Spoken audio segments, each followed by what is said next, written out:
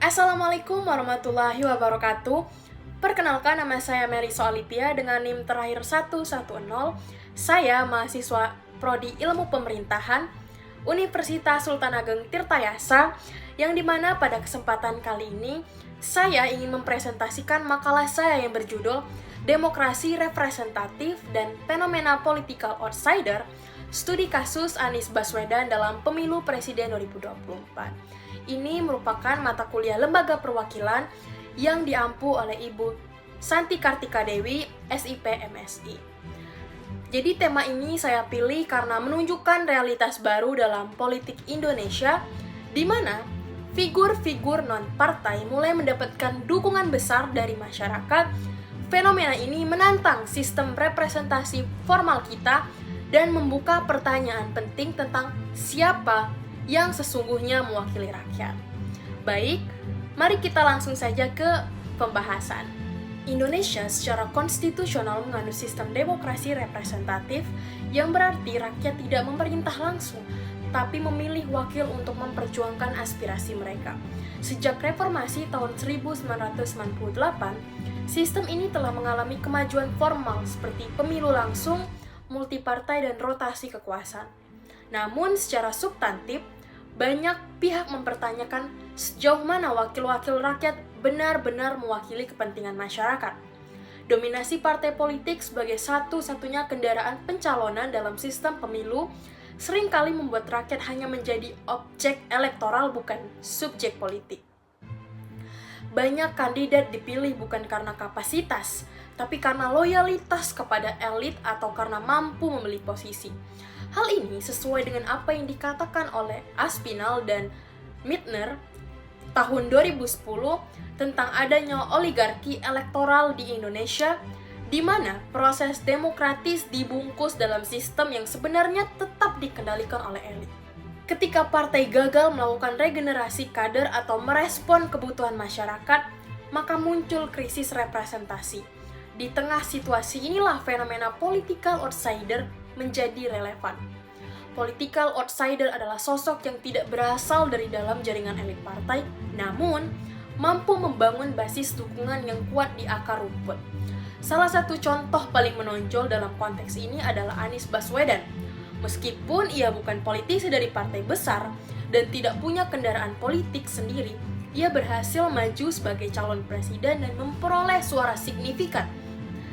Yang dimana artinya fenomena ini mencerminkan gejala yang lebih luas bahwa publik mulai mencari alternatif representasi di luar sistem yang ada. Adapun rumusan masalah dan tujuan dari penelitian ini atau makalah ini berangkat dari pertanyaan bagaimana fenomena political outsider, dalam hal ini Anies Baswedan, mempengaruhi dinamika politik dan representasi demokrasi di Indonesia. Tujuan penelitian ini adalah menganalisis posisi dan strategi politik Anies sebagai outsider, menjelaskan bagaimana ketidakterikatan dengan partai mempengaruhi persepsi publik, mengkaji hubungan antara ketidakpuasan publik terhadap partai dan meningkatnya dukungan terhadap figur non-tradisional.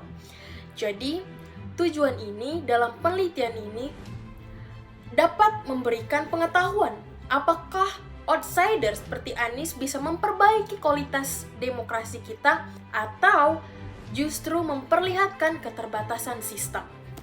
Teori yang digunakan dalam penelitian ini yaitu teori representasi dari Hannah Pitkin, yang dimana Pitkin menjelaskan bahwa representation bukanlah konsep tunggal. Ia mengatakan representation is not a single simple relationship but complex one consisting of several different aspects.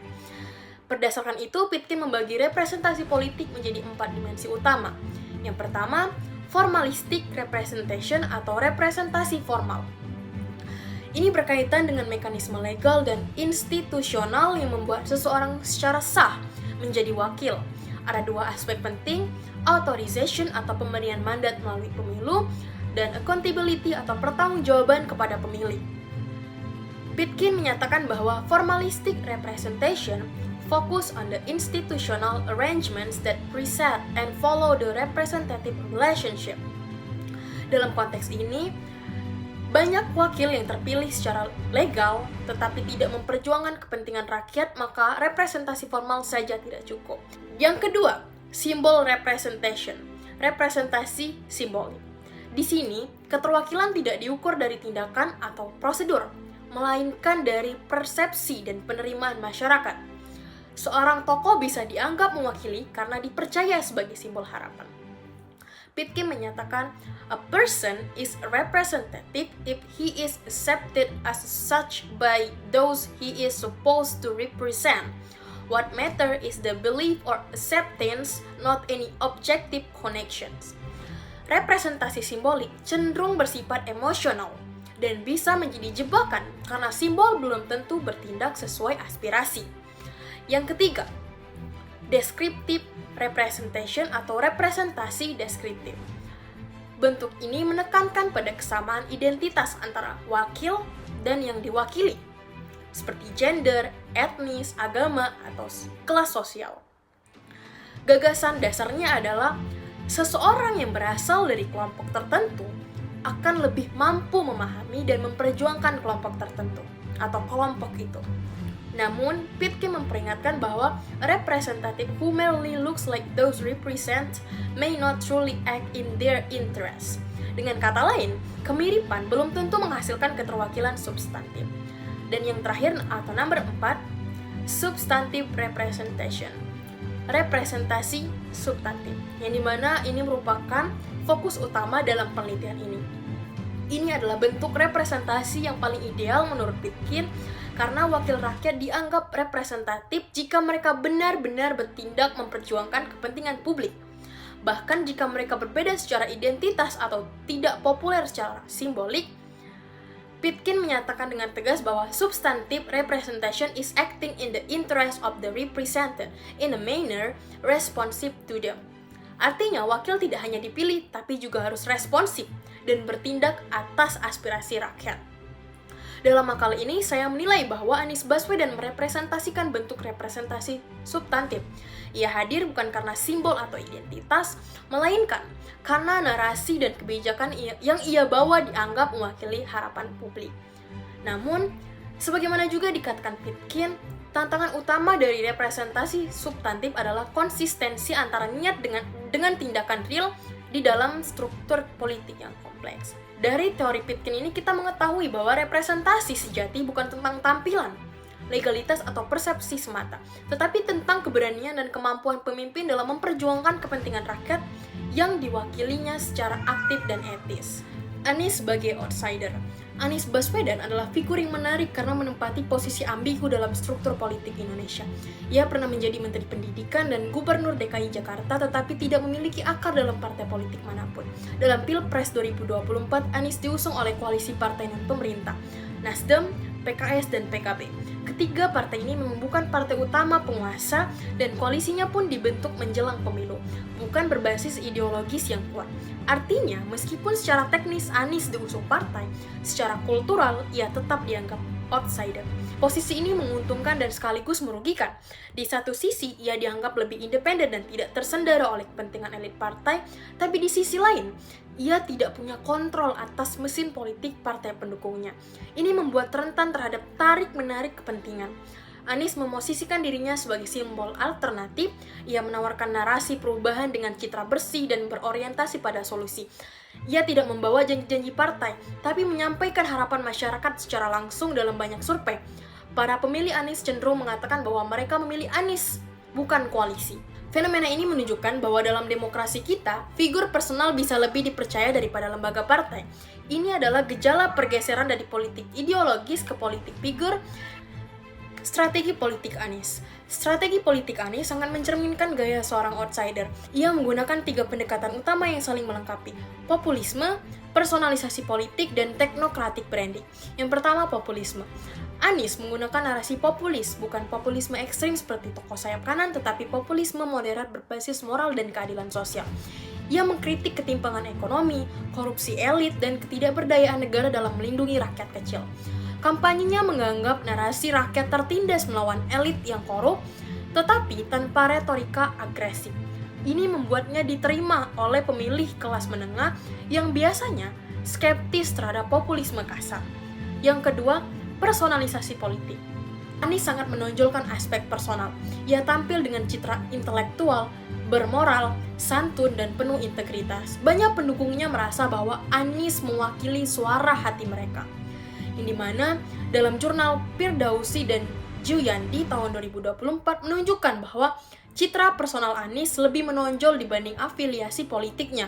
Ia sering dijuluki sebagai tokoh harapan baru meskipun koalisi pengusungnya tidak terlalu kuat di legislatif. Yang ketiga, simbol teknokrat. Sebagai mantan rektor, akademisi, dan pendiri Indonesia Mengajar, Anies membawa aura teknokratik outsider, seseorang dari luar sistem partai tapi dengan kemampuan teknokratis tinggi. Ia tidak menawarkan politik uang, tapi politik ide. Hal ini menarik simpati pemilih urban, terdidik, dan generasi muda. Yang dimana dalam hal ini, Anies berhasil membentuk strategi khas outsider yang membungkus identitas non-partai dengan nilai keilmuan dan etika. Saya kembali pada teori Hannah Pitkin, khususnya representasi substantif yang menjadi kerangka utama dalam penelitian ini. Ia mengatakan bahwa substantive representation is acting in the interest of the represent in a manner responsive to them. Artinya yang terpenting bukan siapa yang terpilih atau bagaimana ia dipilih, tapi apa yang dilakukan untuk rakyat. Dalam konteks ini, Anies dinilai substantif karena ia mengangkat isu-isu seperti pendidikan, mengkritisi ketimpangan akses dan kualitas pendidikan, reformasi birokrasi, mendorong transpirasi dan etika dalam pemerintahan, keadilan sosial, memihak pada kelompok marginal seperti buruh dan petani. Anies juga membangun komunikasi langsung dengan publik, forum warga, diskusi terbuka, dan media sosial, dijadikan sarana menyerap aspirasi. Pendekatannya tidak hanya top-down, tetapi juga partisipatif. Tetapi, sebagaimana yang dijelaskan oleh Pitkin, representasi substantif bukan hanya soal niat. Ia membutuhkan struktur pendukung, jaringan politik, kekuatan legislasi, dan daya tahan terhadap tekanan elit. Dalam hal ini, Anies menghadapi batas struktural. Ia tidak punya partai, koalisinya tidak solid, dan banyak kebijakan berisiko tidak bisa diimplementasikan. Inilah paradoks utama dalam political outsider. Mereka bisa mewakili rakyat secara substantif, tetapi tetap dibatasi oleh struktur oligarkis dalam sistem demokrasi yang prosedural. Lalu apa kesimpulan dari penelitian ini? Kesimpulan dari penelitian ini yakni fenomena Anies Baswedan sebagai political outsider mencerminkan krisis sekaligus peluang dalam demokrasi representatif di Indonesia. Dukungan publik terhadapnya menunjukkan keinginan rakyat atas representasi yang lebih substantif, bukan hanya simbolik atau prosedural. Meski tidak didukung partai besar, Anies mampu membangun legitimasi melalui narasi perubahan, etika, dan kedekatan dengan publik. Namun, keterbatasan akses terhadap struktur kekuasaan memperlihatkan bagaimana demokrasi kita masih belum sepenuhnya inklusif. Jadi kedepannya, demokrasi yang sehat harus memberi ruang lebih luas bagi figur independen yang benar-benar memperjuangkan aspirasi rakyat. Baik, itu saja yang dapat saya sampaikan pada presentasi mengenai penelitian saya pada kali ini. Terima kasih dan wassalamualaikum warahmatullahi wabarakatuh.